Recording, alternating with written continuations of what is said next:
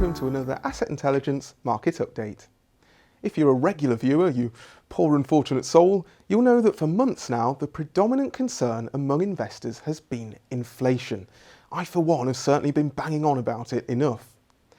Lately, however, another matter has been steadily creeping onto the radar, the risk of economic slowdown or even recession.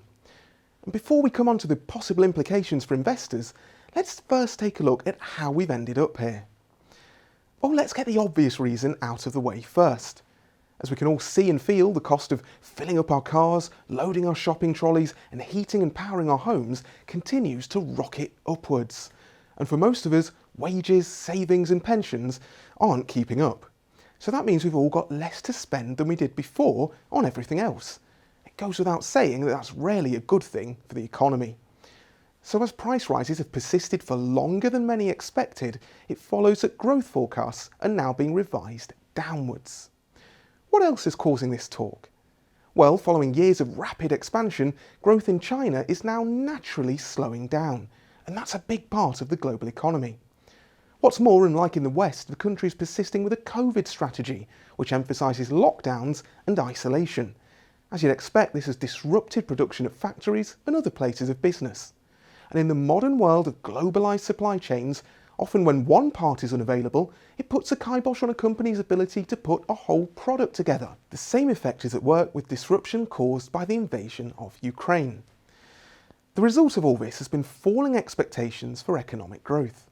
The World Bank has now reduced its 2022 forecast for the global economy for the second time, while in a highly unusual pronouncement, the Bank of England has predicted an outright contraction in the UK economy next year, albeit a very mild one.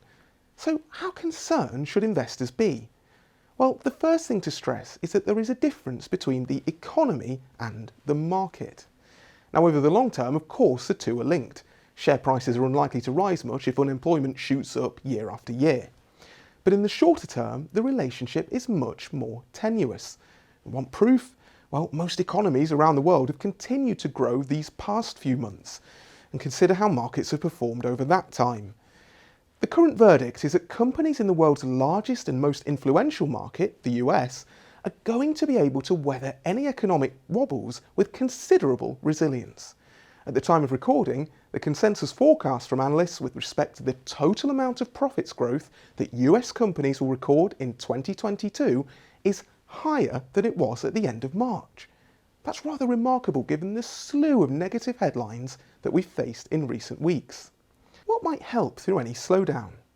Policymakers taking the risks on board and seeking to respond. Of course, we've seen that in respect of our home market in the past few weeks.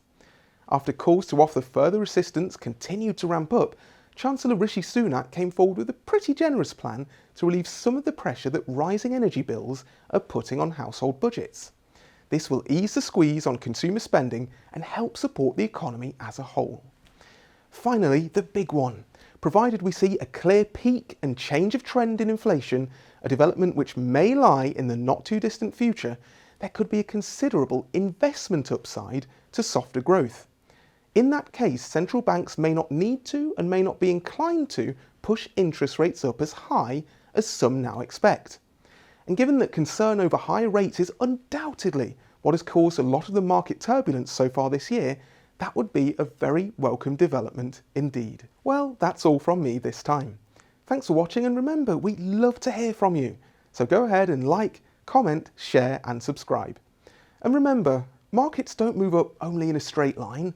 Never have, never will. But historically, sticking with them over the long term has tended to reward investors who stay the course.